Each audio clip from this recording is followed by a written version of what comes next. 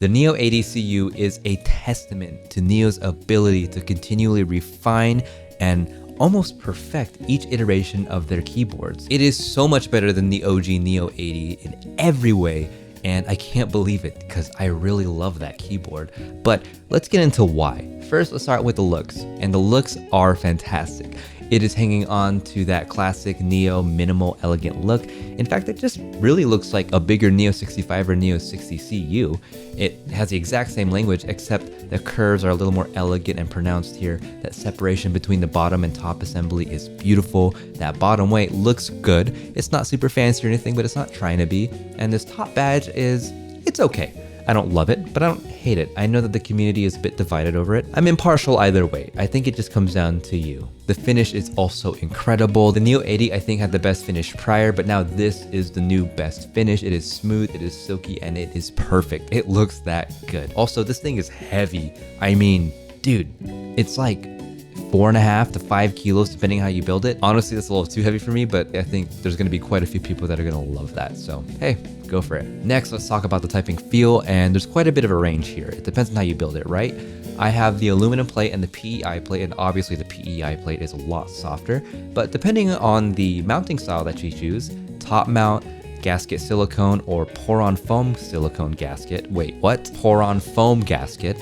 It can really change how it feels. It can get really, really stiff, or it's just relatively soft with quite a bit of bounce and flex, and I actually quite like it in the most soft form it can go. And finally, let's talk sound. With the 3 different mounting methods and all the different plates, you can get a wide variety of sounds, and they all honestly sound good, but my 2 favorites that are the standouts are the top mount with the aluminum plate and the pour-on foam gasket with the PEI plate. I think both sound phenomenal, but very different. So with the top mount and aluminum, it's very rich, it's full bodied, it's deeper. It kind of reminds me of like an old school Korean custom keyboard, which is really cool. Whereas the PEI plate with the foam gasket sounds really, really crisp, clean, bright, high pitched. It is so good, and it's better than any other Neo board ever. Like, I genuinely believe that.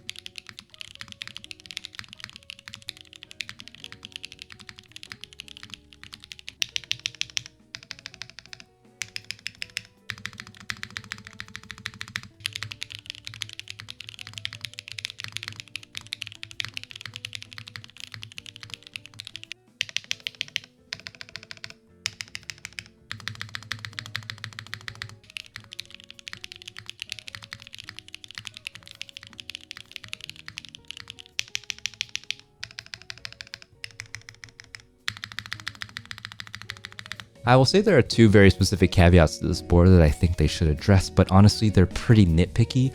One is that in any configuration that you build this in, there's a little bit of hollowness in that bottom right mod and just that bottom right corner of the keyboard in general. Not a huge deal, but it is something that I noticed. And the other thing that I noticed is that there's no split right shift support. That's a little disappointing. It's not something that I personally need in a TKO, but I do think a lot of people would really love to have that option. And finally, let's talk about value. The value on this thing is astronomical. Yes, it starts at $219, but I really think you should spend a little bit extra to get hot swap and also to get a plate. It just makes it so much easier. So now you're at $250, and at $250, this thing punches at 2 to 3 times its weight. I'm not gonna say that it's better than my F1 8X, but I do think that there are people that might prefer that over the F1. I still think the F1 is the better board regardless of preference, but my God, this thing is so close. And there are very few that actually match up as well. And you have to remember, this thing is also wireless. A lot of keyboards that are custom don't have that.